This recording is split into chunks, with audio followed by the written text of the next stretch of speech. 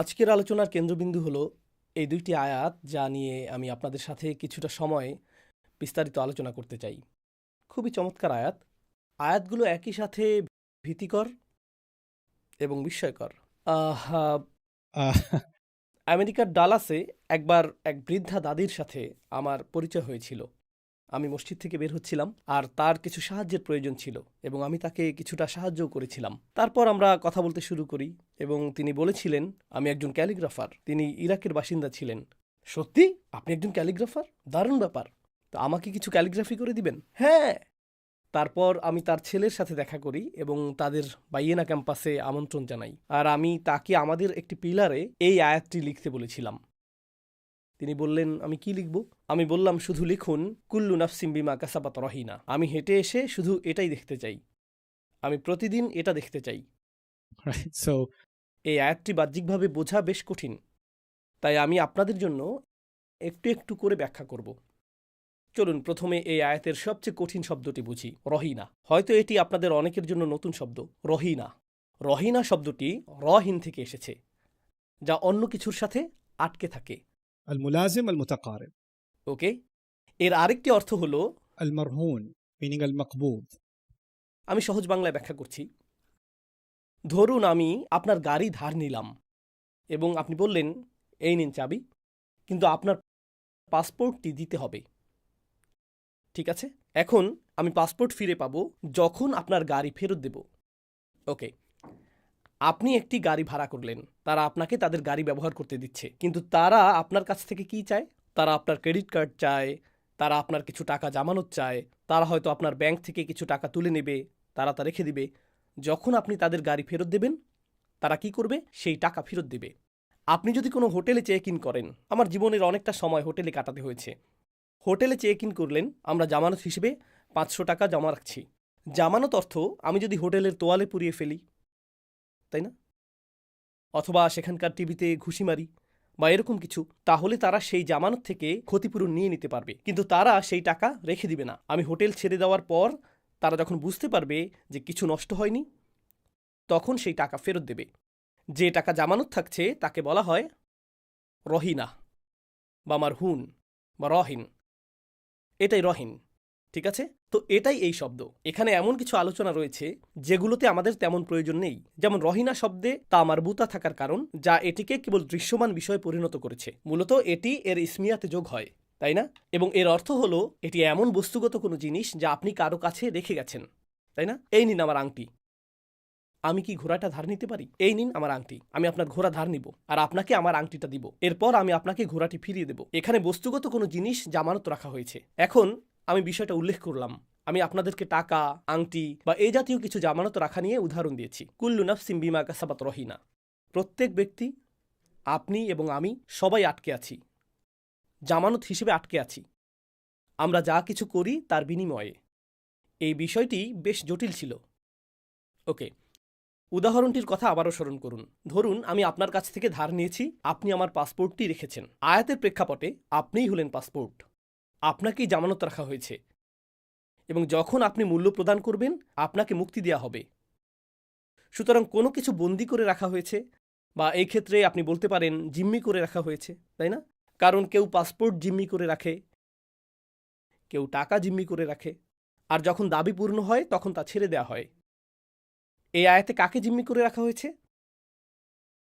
প্রত্যেক মানুষকে জিম্মি করে রাখা হয়েছে। আমরা ইতিমধ্যেই বন্দী। স্বাধীন ইচ্ছার কথা বলার পরেই আল্লাহ বিস্ময়কর এই আয়াতটি উল্লেখ করেছেন। আল্লাহ বলেছেন যে চায় সামনে এগুতে পারে, যে চায় পেছনে যেতে পারে। প্রসঙ্গক্রমে তোমাদের প্রত্যেকেই একজন বন্দী, জিম্মি, জামানত। বন্দী, জিম্মি, তাহলে কিভাবে আপনি নিজেকে মুক্ত করবেন? আল্লাহ বলছেন বিমা কাসাবাত। প্রসঙ্গক্রমে বিমা কাসাবাত হলো মুকদ্দম। আল্লাহ বলেননি যে কুল্লু নাফসিন রহিনাতুন বিমা কাসাবাতুন। না, কুল্লু নাফসিন বিমা কাসাবাত রহিনাতুন। প্রত্যেক ব্যক্তিকে জিম্মি করে রাখা হয়েছে, জামানত হিসেবে আটকে রাখা হয়েছে। শুধুমাত্র কিসের বিনিময়ে মুক্তি প্রদান করা হবে? যা তারা উপার্জন করেছে এই জীবনে, যা তারা উপার্জন করেছে, যে কাজ তারা করেছে এবং যা তারা উপার্জন করেছে। এটা বেশ ভারী। এখন চলুন ইসলামে স্বাধীনতার ধারণাটি ব্যাখ্যা করি। পছন্দের স্বাধীনতা আছে, কিন্তু কর্মফলের কোনো স্বাধীনতা নেই। বিষয়টা লিখে ফেলুন যাতে আপনাদের মনে থাকে। শেষ আয়াতটি ছিল পছন্দের স্বাধীনতা বিষয়ক। এটা কর্মফলের স্বাধীনতা নয়। এই জীবনে আমি যা কিছুই করি, আমি যাই করি, তা হলো অদৃশ্য কারাগার থেকে নিজেকে মুক্ত করার একটা চেষ্টা, যে কারাগারে আমি ইতিমধ্যেই আছি, কর্মফলের কারাগার। তাই যদিও আমি স্বাধীন সাজার ভান করি, আমি আসলে আমার কাজের সাথে আটকে আছি, আমি আমার কর্মের সাথে শৃঙ্খলিত। আর সেই কাজগুলো আল্লাহর কাছে উপস্থাপন করা হচ্ছে, যিনি প্রতিটি আত্মাকে জামানত রেখেছেন। হয় আমাদের করা সেই পরিশোধগুলো নেতিবাচক পরিশোধ, অথবা সেগুলো ইতিবাচক পরিশোধ। তো একটি ভালো কাজ হলো ইতিবাচক পরিশোধ, একটি খারাপ কাজ হলো নেতিবাচক পরিশোধ। একটি ভালো কাজ হলো একটি ইতিবাচক পরিশোধ।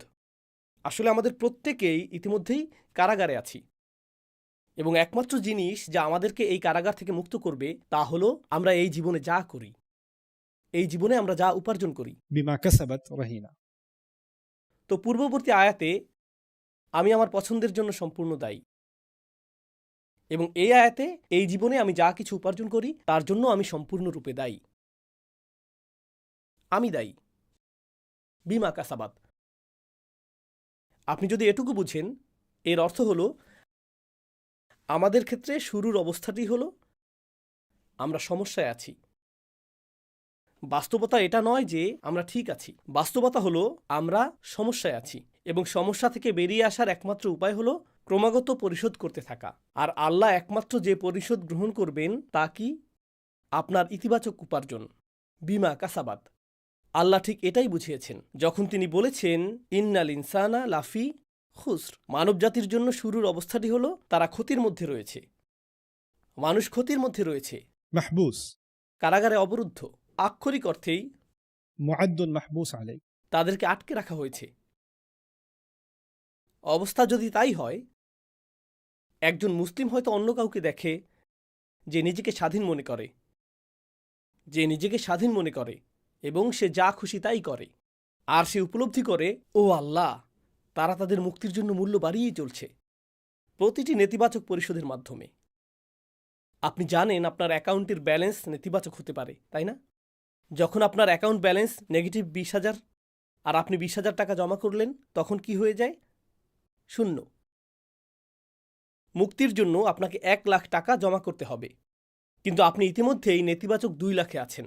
আর তারপর আপনি নেতিবাচক 4, নেতিবাচক 6, নেতিবাচক। ও আল্লাহ! এমন হতে পারে যে মুক্তি পাওয়ার জন্য পরিশোধের পরিমাণ হয়তো খুব সামান্য ছিল, কিন্তু সমস্যা হলো আপনি নেতিবাচকের দিকে অনেক দূর চলে গেছেন। বুঝতে পারছেন?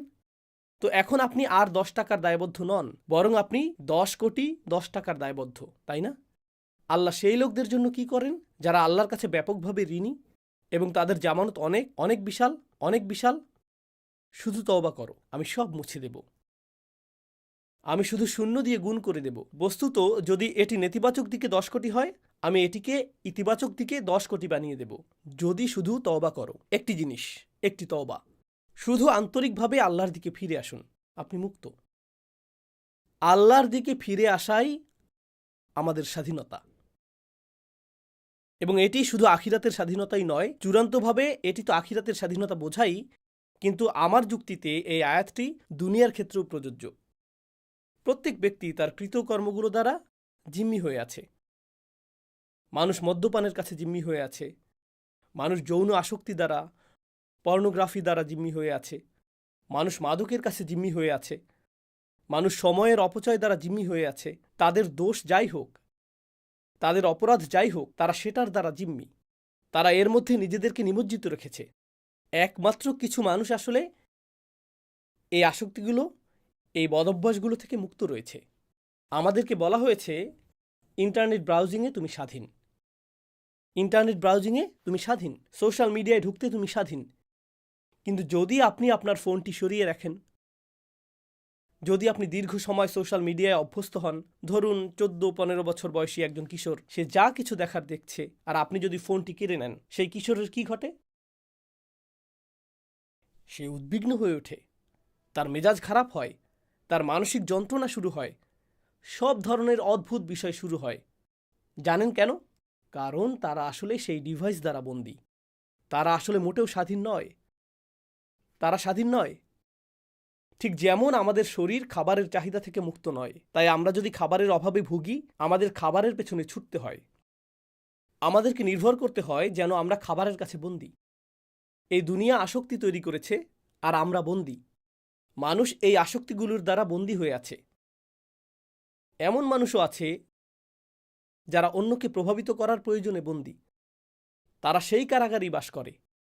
এটাই তারা অর্জন করতে চায়, এবং তারা এর নিজেই চাপা পড়ে। সারাটা জীবন শুধু অন্যকে প্রভাবিত করতে চায়। অন্য কিছু মানুষ সবার উপরে থাকার প্রয়োজনে বন্দী। আমাকে সবার সম্মান করা উচিত। তাদের গোটা জীবনটাই আমাকে শুধু সম্মানিত হতে হবে। কিভাবে আপনি সম্মানিত হতে চান? মানুষ যখন কাছে আসবে, তারা যেন আমার দিকে বাঁকা চোখে না তাকায়। তাদের উচিত আগে আমাকে সালাম দেওয়া। এই এটা তুমি কেন করলে না? তুমি ওটা কেন করলে না? তুমি আমার সাথে এভাবে কথা বলতে পারো না? তারা এই প্রয়োজন দ্বারা বন্দী। তারা স্বাধীন নয়। তারা স্বাধীন নয়। কিছু মানুষ অহেতুক ভীতিতে বন্দী হয়ে থাকে। ইউসুফের ভাইয়েরা এটা জানার প্রয়োজনে বন্দী ছিল যে তারাই অধিক ভালোবাসার পাত্র, কারণ তাদের কাছে ভালোবাসা ছিল একটা স্কোর কার্ড, তাই না? বাবা ইউসুফকে বেশি ভালোবাসেন। তোমরা কিভাবে জানলে যে বাবা ইউসুফকে বেশি ভালোবাসেন? তোমরা কি তার হৃদয় পরীক্ষা করেছো? এরকম কোনো মিটার আছে? স্ট্রিট ফাইটার গেম হেলথ বারের মতো? কিভাবে তোমরা জানলে তিনি তাকে বেশি ভালোবাসেন? আমাকে বলো। তারা তাকে সরিয়ে দিল, আর তিনি এখনও তাকে বেশি ভালোবাসেন। তোমরা কিভাবে জানলে যে তিনি তাকে বেশি ভালোবাসেন? কিন্তু আমাকে জানতে হবে, এ ব্যাপারে আমার কিছু একটা করা প্রয়োজন। তারা তাদের প্রয়োজনে বন্দী। কারো উপর মানসিক নির্ভরতা, রাগ। কিছু মানুষ তাদের রাগের দ্বারা বন্দী। কিছু মানুষ অনুশোচনায় বন্দী হয়ে থাকে। كل نفس بما كسبت رهينة. মানুষ কারাগারে বাস করছে। আখিরাতে একটি কারাগার অপেক্ষা করছে। কিন্তু মানুষ এই জীবনে নিজেদের জন্য কারাগার তৈরি করতে অত্যন্ত পারদর্শী। আমরা এতে খুবই পারদর্শী।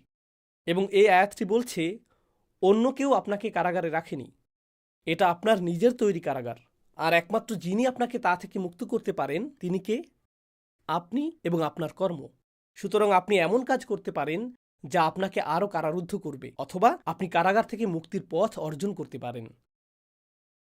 আপনি যদি এই অর্থে এবং স্বাধীনতা নিয়ে ভাবেন, নারীদের হিজাব পরিহিত দেখলে মানুষ কেন এত বিচলিত হয়?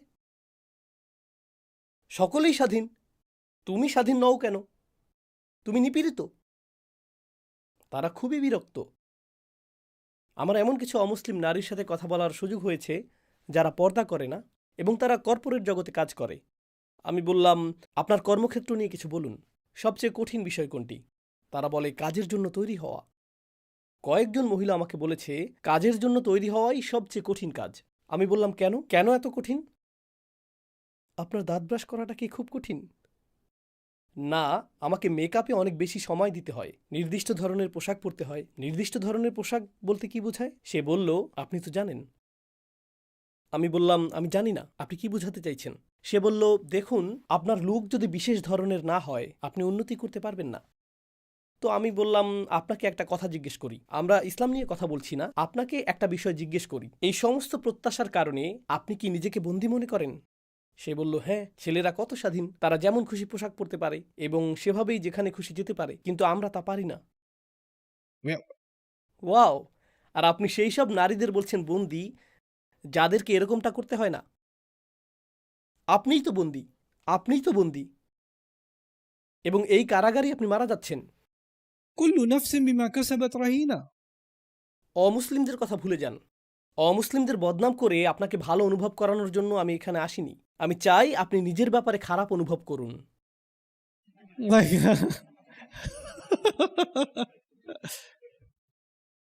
আমরা এইসব অনর্থক মানদণ্ড বানিয়েছি, আর তারপর এই মানদণ্ড পূরণ না হবার দুঃখে মরে যাই। একটা বিয়ে কেমন হতে হবে? এখন আমরা এই মানদণ্ড তৈরি করেছি। এই মানদণ্ড ইনস্টাগ্রাম থেকে অবতীর্ণ হয়েছে। আর এখন আপনার বিয়ে যদি সেই রকম না হয়, এটা আমার জীবনের সবচেয়ে খারাপ দিন। কেন? কেন? আমরা নিজেদের জন্য এমন কারাগার বানিয়েছি যার কোনো প্রয়োজনই ছিল না। আমরা নিজেদেরকে জিম্মি বানিয়েছি, আর সেই কারাগারে নিজেদেরকে রাখার জন্য আমরা যে কোনো কিছু করতে প্রস্তুত। ইসলাম আসলো এবং মুক্তিদান করল। আপনাকে শুধুমাত্র একজনেরই দাসত্ব করতে হবে, আর তিনি হলেন আল্লাহ। আর হ্যাঁ, আপনার খারাপ কাজের জন্য আপনাকে জিম্মি করে রাখা হয়েছে, আর নিজেকে মুক্ত করার জন্য আপনি ভালো কাজ করতে পারেন। শুধু মানুষ হয়ে উঠুন। আপনার জীবনের একমাত্র উদ্দেশ্য হওয়া উচিত, আমি কি সঠিক কাজটি করছি। আপনার উদ্দেশ্য আর এটা থাকবে না যে আমি কি জনপ্রিয় কোনো কাজ করছি, আমি কি ফ্যাশনেবল কোনো কাজটি করছি, আমি কি সবচেয়ে বেশি অর্থ উপার্জনকারী কাজটি করছি, আমি কি প্রতিযোগিতামূলক কাজটি করছি। এই প্রশ্নগুলো অদৃশ্য হতে থাকবে। একমাত্র প্রধান যে প্রশ্ন থেকে যাবে তা হলো, আমি কি সঠিক কাজটা করছি। শুধু এটুকুই। আমি কি সঠিক জিনিস অর্জন করছি, ব্যাস এটুকুই। কি অসাধারণ এক বিশ্ব দর্শন। আর এটাই স্বাধীনতা। আমি সঠিক কাজটি করতে স্বাধীন যখন অন্যেরা সবাই কারাগারে রয়েছে। তারা আমার উপর চাপিয়ে দিতে পারে না। এমনকি সেই মেয়েরা যাদের বিষয়ে সেদিন কথা হচ্ছিল, এক তরুণী ইনফ্লুয়েন্সার নারীদের ব্যাপারে বলছিল যারা পর্দা ত্যাগ করেছে, ইত্যাদি ইত্যাদি। তারা কি অন্যদের চোখ আর মতামতের কারাগারে বন্দী নয় এবং এর দ্বারা প্রভাবিত হয়েই পর্দাহীনতার সিদ্ধান্ত নেয় না? একমাত্র কারাগার, একমাত্র আত্মসমর্পণ যা আমাদের মেনে নেওয়া উচিত তা হলো আল্লাহর কাছে আত্মসমর্পণ। আর আমি আপনাদের বলছি, কুরআনের দর্শন সত্যিই অসাধারণ। আমরা নিজেদেরকে আল্লাহর দাস বলে থাকি, আর কুরআন বর্ণনা করছে আপনি কোনো না কোনো কিছুর দাস হবেনই, কিন্তু সিদ্ধান্ত আপনার যে আপনি কিসের দাস হবেন। আপনি হবেন ফ্যাশনের দাস, টাকার দাস, মানুষের দাস, সংস্কৃতির দাস, মানদণ্ডের দাস, জনপ্রিয়তার দাস, আপনার অহংকারের দাস, অথবা আল্লাহর দাস। আপনি যদি আল্লাহকে মেনে না নেন তবে অন্য কিছুর দাসে পরিণত হবেন, কিন্তু যদি আল্লাহকে বেছে নেন অন্য সকল দাসত্ব থেকে আপনি মুক্তি পাবেন। এটাই স্বাধীনতা। এটা আপনাকে অন্য সব কিছু থেকে মুক্ত করবে। একেই সত্যিকার অর্থে বলা হয় শৃঙ্খল ভাঙা। আল্লাহ বলেছেন, বাস্তবতা হলো প্রত্যেক মানুষ শৃঙ্খলে আবদ্ধ হয়ে আছে। এখানে কেবল একটিই বিষয় আছে, আমরা সকলেই আবদ্ধ। আমরা আসলে স্বাধীন নই। আমাদের করা প্রতিটি কাজই এরকম। কল্পনা করুন, আমার উপর হাজারো শিকল রয়েছে। আমার প্রতিটি ভালো কাজ সেই শিকলগুলোর একটি করে ভাঙছে, অথবা আমার প্রতিটি খারাপ কাজ সেই শিকলগুলোর সাথে একটি করে যোগ করছে, আর আমি সেই শিকলগুলো দেখতেও পাই না। তারপর বিচারের দিনে সেই সমস্ত শিকল প্রকাশ পাবে। এটাই কুল্লু নাফসিম বিমা কাসাবাত রহিনা। এটা কেবল তাদের অর্জন যা তারা করছে, এর জন্যই তারা জিম্মি হয়ে আছে। সুবহানাল্লাহ। এটি একটি বিস্ময়কর এবং আশ্চর্যজনক বাস্তবতা। এটি একটি অবিশ্বাস্য বাস্তবতা। এটি আপনার ও আমার উদ্দেশ্যে আল্লাহর বলার একটি উপায় যে কেউ আমাদের কারাগারে রাখেনি। আমরাই রয়েছি। আমরাই রয়েছি।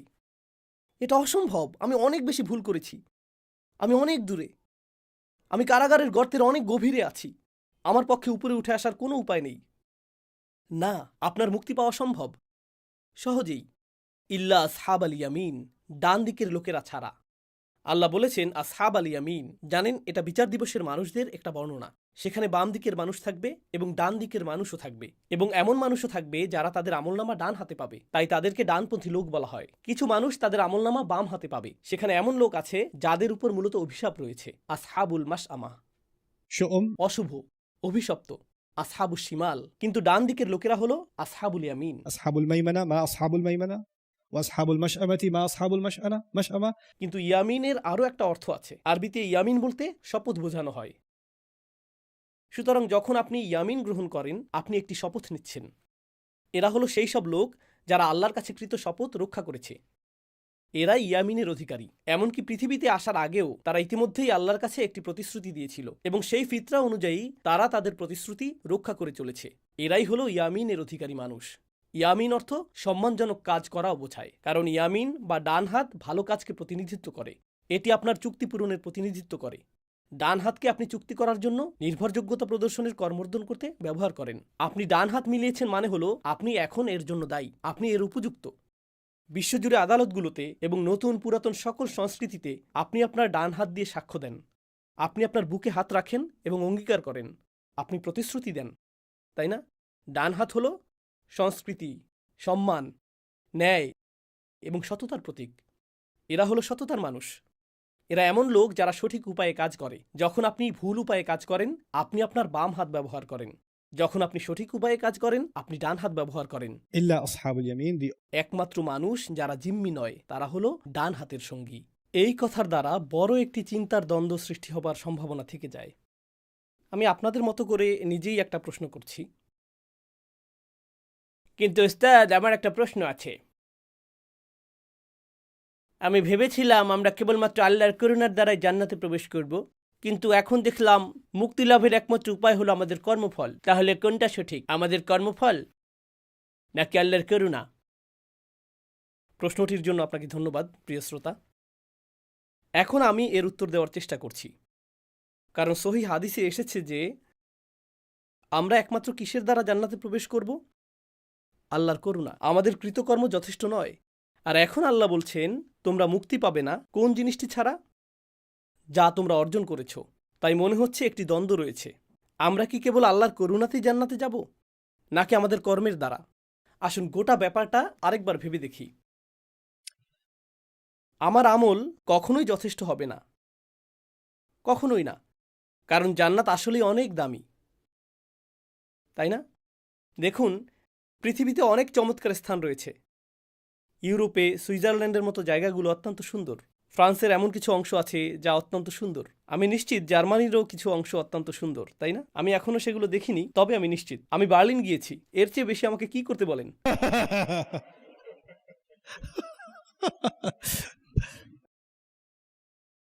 যুক্তরাষ্ট্রে এমন কিছু জায়গা আছে যা অত্যন্ত সুন্দর। কলোরাডো অনেক সুন্দর, ক্যালিফোর্নিয়াও অনেক সুন্দর। পৃথিবীতে অনেক দামি শহর আছে। যে কোনো সুন্দর জায়গায় দামি হয়, তাই না? দামি রিয়েল এস্টেটের একটি প্লট পেতে অনেক বেশি পরিশ্রম করতে হয়। আমরা কথা বলছি জান্নাত নিয়ে। আর জান্নাতের আকার আসমান ও জমিনের আকারের সমান। এটা এই পৃথিবীর তুলনায় একটু বেশি দামি, একটু বেশি। আর অবশ্যই যদি আপনি এর জন্য মূল্য দিতে চান, তাহলে এর জন্য আপনাকে কাজ করতে হবে। কিন্তু এই দুনিয়ায় আমি যত কাজই করি না কেন, এমনকি নিউ ইয়র্ক সিটিতেও আমি একটা অ্যাপার্টমেন্ট কিনতে পারবো না। এটা আসলেই কঠিন। আমরা এই সীমিত জীবন ও কিছু কাজ নিয়ে কথা বলছি। আর এখন আমরা প্রাসাদের মালিক হতে প্রস্তুত। একটি নয়, একাধিক প্রাসাদ। কোথায়? জান্নাতে। আমি বলতে চাইছি, যৌক্তিকভাবে চিন্তা করলে আমরা যা পাচ্ছি তার মূল্য দেওয়ার জন্য আমাদের কোনো কাজই যথেষ্ট নয়, কিছুই না। আর উপরন্তু সেগুলো চিরস্থায়ী। তাই আমাদের ভালো কাজ, যদি আমরা ৮০ বছর ধরে ভালো কাজ করি, এটা এমন না যে আমরা জান্নাতে ৮০ বছর ভাড়া ছাড়া থাকতে পারবো আর তারপর ভাড়া শুরু হবে। না, এটা স্থায়ী। সুতরাং প্রচেষ্টা সীমিত, পুরস্কার স্থায়ী। পরিষ্কারভাবেই আমরা এর জন্য মূল্য দেইনি। আমরা এর জন্য মূল্য দিতে পারবো না। এর জন্য মূল্য দেওয়ার কোনো উপায় নেই। তাহলে বিষয়টি কি? দুটো চরমপন্থা। এক, আমরা আমাদের আমলের কারণে জান্নাতে যাব। দুই, আমরা আল্লাহর দয়ার কারণে জান্নাতে যাব। এই দুটোই চরমপন্থা এবং দুটোই ভুল। আমি আপনাদের দেখিয়েছি এর একটি ভুল। আমাদের আমল আমাদেরকে জান্নাতে নিবে না, কারণ এটা যুক্তিসঙ্গত না। আমরা এখনও আয়াতটিতে আসিনি। অন্য চরমপন্থাটি কি? আমরা কেবলমাত্র আল্লাহর দয়ার কারণেই জান্নাতে যাব। আপনি যদি এমনটা বলেন, তাহলে আপনার আমলের প্রতি গুরুত্ব কি হবে? সেগুলোর আর গুরুত্ব থাকবে না। আরে আল্লাহ তো দয়ালু। আপনি বলেন, ভাই হারাম খেও না। হ্যাঁ, কিন্তু আল্লাহ তো দয়ালু। এমন তো না যে আমরা আমলের কারণে জান্নাতে যাব। তুমি কি হাদিসটি পড়নি? আমাদের আমল যথেষ্ট নয়, শুধু আল্লাহর করুণা প্রার্থনা করো, তিনি করুণা করবেন। আল্লাহ তো আর রহমান। তুমি এত সংকীর্ণ মনা কেন? আল্লাহ তোমার চেয়ে অনেক বেশি উদার। এটা কি চরমপন্থা না যা বিদ্যমান রয়েছে? আমি নিশ্চিত আপনার এমন নির্বোধ কোনো কাজিন বা বন্ধু আছে যে এমন কথা বলে, তাই না? কারণ লক্ষ লক্ষ মানুষের এই ধারণা রয়েছে, তাই না? কিন্তু এই বিষয়ের সঠিক ধারণাটি আসলে কি? এটা খুবই সহজ। প্রসঙ্গত, যখনই কোনো ব্যাখ্যাকে জটিল মনে হয়, সম্ভবত তা সঠিক হয় না। কারণ এই ধর্মটিকে সেভাবেই বানানো হয়েছে। ধর্মটি কেমন? এটি ফিতরার ধর্ম। এটা আপনার বুদ্ধির সাথে একত্ব হয়, এটা আপনার প্রকৃতির সাথে একত্ব হয়, এবং আল্লাহ যা বলেন তার অর্থের সাথে আপোষ করে না। এটা কেবলই সরলতাপূর্ণ ধর্ম। তাহলে বিষয়টিকে দেখার সহজ সরল উপায়টি কি? আল্লাহ এই সূরাতে দুটি জিনিসকে একত্রিত করেছেন। আল্লাহর হেদায়েত, যা আপনারা আগে দেখেছেন, এবং আমাদের ইচ্ছা। আপনাদের মনে আছে? উদাহরণস্বরূপ আল্লাহ বলেছিলেন, কাযালিকা ইউদিল্লুল্লাহু মান ইয়াশাউ ওয়া ইয়াহদি মান ইয়াশা। তারপর আল্লাহ বলেছেন, লিমান শাআ মিনকুম মান ইয়াতাকাদ্দামা আও ইয়াতাআখার। তিনি উল্লেখ করেছেন নিজের ও আমাদের কথা। নিজের ও আমাদের কথা এরকম বেশ কয়েকবার এসেছে। তো মনে হচ্ছে এখানে দুই অংশযুক্ত অবস্থা বিদ্যমান। আল্লাহ আমার নগণ্য অমনোযোগিতাপূর্ণ 25% আন্তরিকতাযুক্ত নামাজ কবুল করবেন, তাই না? যা আমি পড়েছিলাম, তিনি সেটাকে গ্রহণ করবেন। আর সেটার মূল্য গ্রামের একটা অ্যাপার্টমেন্টের সমানও না। তিনি সেটাই গ্রহণ করবেন। তবে আমি তো কিছু একটা করেছিলাম এবং তা ছিল আন্তরিক। এটা অসাধারণ ছিল না, কিন্তু কিছু তো ছিল। আল্লাহ তা গ্রহণ করবেন আর তিনি তা বহু গুণে বৃদ্ধি করবেন আর জান্নাতের বিশাল প্রাসাদের সমান করে দিবেন। আমি তখন সেটার দিকে তাকিয়ে বলবো, ইয়া আল্লাহ, সেটা তো বেশ বাজে একটা মাগরিব ছিল। কিন্তু আল্লাহ বলবেন, হ্যাঁ, আমি তো আর রহমান। তুমি তোমার আমলের কারণে জান্নাতে যাচ্ছ না, তুমি জান্নাতে যাচ্ছ কারণ আমি তোমার আমলকে বহুগুণে বৃদ্ধি করে দিয়েছি। বুঝতে পারছেন? এখন এর মানে হলো বহুগুণে বর্ধিত করার মতো প্রথমেই কিছু থাকতে হবে, তাই না? আল্লাহ প্রতিদানকে বর্ধিত করে দেন, يعظم له أجرا. তিনি প্রতিদানকে বর্ধিত করে দিবেন। ঠিক আছে, কিন্তু বর্ধিত করার মতো কিছু একটা তো থাকতে হবে। আপনি যদি শূন্য হতে আল্লাহর সামনে আসেন, তাহলে আমার মনে হয় আপনারা গণিতে বেশ ভালো। এখানে বর্ধিত করার মতো কিছু নেই, এখানে বৃদ্ধি করার মতো কিছু নেই। আল্লাহ পারফেক্ট হতে বলেননি। আল্লাহ বলেছেন, সামনে এগিয়ে আসো, لمن شاء منكم أن يتقدم. এক ধাপ এগিয়ে আসো। আল্লাহ কি বলেছেন যোগ্য হওয়ার আগে 1000 ধাপ এগোতে হবে? গ্রহণযোগ্য হওয়ার জন্য আল্লাহ কি কোনো ন্যূনতম সীমা দিয়েছেন? কেউ একজন আল্লাহর দিকে এক পা এগিয়ে মারা গেল, শুধু এক পা। সে তখনও নামাজ পর্যন্ত শিখেনি, সে অজু করতে যাচ্ছিল, তার হাত পানি পর্যন্ত পৌঁছায়নি, আর সে মারা গেল। সে তার জীবনে একবারও নামাজ পড়েনি, একবারও না। তার হাত যেহেতু সামনে এগিয়েছিল, আল্লাহ সেই এগিয়ে যাওয়া হাতকে নেবেন এবং তাকে বহুগুণে বৃদ্ধি করবেন, এবং সেটাই জান্নাতে তার চিরস্থায়ী পুরস্কারে পরিণত হবে। তাই নয় কি? এটা কি সত্যি নয় যে আল্লাহর রহমত ছাড়া কেউ জান্নাতে প্রবেশ করবে না? কিন্তু তা কখনো আমাদের আমল, আমাদের নিয়ত এবং আমাদের কাজের মূল্যকে অস্বীকার করবে না। এজন্যই প্রত্যেককে জিম্মি করে রাখা হয়েছে, শুধু সেসব লোক ছাড়া যারা আল্লাহর কাছে ডান দিকের ভালো আমলগুলো নিয়ে আসে, আসহাবুল ইয়ামিন। আপনাকে শুধু সঠিক পাশে থাকতে হবে। আল্লাহ পারফেকশন চান না, আল্লাহ শুধু চান আপনি সঠিক কাজটি করেন। এটুকুই। চেষ্টা করুন। আল্লাহকে অজুহাত দিবেন না, নিজের সাথে মিথ্যা বলবেন না, আর আল্লাহর সাথেও মিথ্যা বলবেন না। আল্লাহর সামনে বিনয়ের সাথে আসুন। আমরা ভুল করব, আমরা তওবা করব, এটা কতই না চমৎকার। আল্লাহ বলেননি তুমি সামনে এগোতেই থাকবে, কখনো পিছু হটবে না। কখনো কখনো আমরা ব্যর্থ হব, কখনো কখনো আমরা পিছিয়ে যাব। আল্লাহ তার কিতাবে বলেছেন, ঠিক আছে, তুমি একটি ভুল করেছ, চলো এ ব্যাপারে তোমাকে সাহায্য করি, তাওবা করো এবং এটা ঠিক করে নাও। إلا من تاب وآمن وعمل عملا صالحا فأولئك يبدل الله سيئاتهم حسنات. আমি তোমার খারাপ আমলগুলোকে ভালো দিয়ে বদলে দেব। যদি আপনি সঠিক দিকে এগিয়ে যান এবং পথে আপনার পা পিছলে যায়, আল্লাহ আপনার তওবা কবুল করবেন এবং এই অসুবিধাকে পরিবর্তিত করে সুবিধায় পরিণত করবেন। আল্লাহ তা করবেন। এটা কি আল্লাহর রহমত নয়? তার তো এসব কিছুই করার প্রয়োজন নেই। জান্নাত যদি বিনিময় ভিত্তিক হতো, তাহলে বহুগুণ করার এসব কিছুই ঘটত না। খ্রিস্টান যাজকদের সাথে আমার মজার কিছু আলাপ হয়, যারা এসে বলে, আমাদের ঈশ্বর ভালোবাসার ঈশ্বর, তোমরা তোমাদের আমলের কারণে স্বর্গে যাবে আর আমরা ঈশ্বরের ভালোবাসার কারণে স্বর্গে যাব। না, আল্লাহ আমাদের আমলকে ভালোবাসেন, সেগুলো যতই খারাপ হোক, যতই নিম্নমানের হোক না কেন, এবং তারপর আল্লাহ এর পুরস্কার দেন এবং তাকে বহুগুণে বৃদ্ধি করবেন। তিনি সেগুলো সৌন্দর্যমণ্ডিত করেন। কিন্তু যখন তারা বলে যে আমাদের ঈশ্বর ভালোবাসার ঈশ্বর, আমি বলি, হ্যাঁ, কিন্তু তিনি তার চেয়েও অনেক বেশি। তোমরা তাকে শুধু ভালোবাসাতেই সীমাবদ্ধ করেছ, এটা অন্যায়। আল্লাহ ন্যায়পরায়ণও বটে, আল্লাহ বিচারকও বটে, আল্লাহ প্রজ্ঞাময়ও বটে, আল্লাহ পথ প্রদর্শকও, আল্লাহ সর্বদ্রষ্টাও, আল্লাহ শাস্তিদাতাও। আল্লাহ মাঝে মাঝে কিছু মানুষের উপর রাগান্বিতও হন। আল্লাহর কিছু প্রত্যাশাও রয়েছে। যখন তোমরা বলো ঈশ্বর শুধু ভালোবাসাময়, তোমাদের কোনো সম্পর্কই সেভাবে কাজ করে না। কেন তোমরা আল্লাহর প্রতি এরকম অন্যায্য ধারণা করো যে তিনি শুধু ভালোবাসাময়? লিল্লাহিল আসমাউল হুসনা, তার একটি নাম হলো আল ওয়াদুদ। কাজী যখন আপনি বলেন আমি আল্লাহকে তার একটি নামে সীমাবদ্ধ রাখব আর বাকি সব নামগুলো অতিরিক্ত, প্রথমবার হয়তো শুনতে এটা ভালো শোনায়। যখন আপনি এই বিষয়টি কোরআনের দৃষ্টিকোণ থেকে ভাবেন, আপনি বলবেন, তাহলে স্রষ্টাকে নিয়ে ভাবার বাকি সব উপায়গুলোর কি হবে? তাই না? তাহলে কি পেলাম? كل نفس بما كسبت رهينة. আমাদের কেউই আসলে স্বাধীন নই। শুধু এই চিত্রটি আপনার মনে রাখুন, আমাদের সাথে অদৃশ্য সুতো বাঁধা আছে, যা আমাদেরকে জাহান্নামের দিকে টেনে নিয়ে যাচ্ছে, এবং আমাদের ভালো আমলগুলো সেই সুতোগুলোর প্রত্যেকটিকে ছিঁড়ে ফেলছে। এগুলো এই কাজটাই করছে। إلا أصحاب اليمين. তো আমি আজকে এটুকুই আপনাদের সাথে শেয়ার করতে চেয়েছিলাম। আজকের মতো এখানেই শেষ করছি। বারাকাল্লাহু লি ওয়া লাকুম ফিল কুরআনিল হাকিম ওয়া নাফা'নি ওয়া ইয়্যাকুম বিল আয়াতি ওয়াজ যিকরিল হাকিম।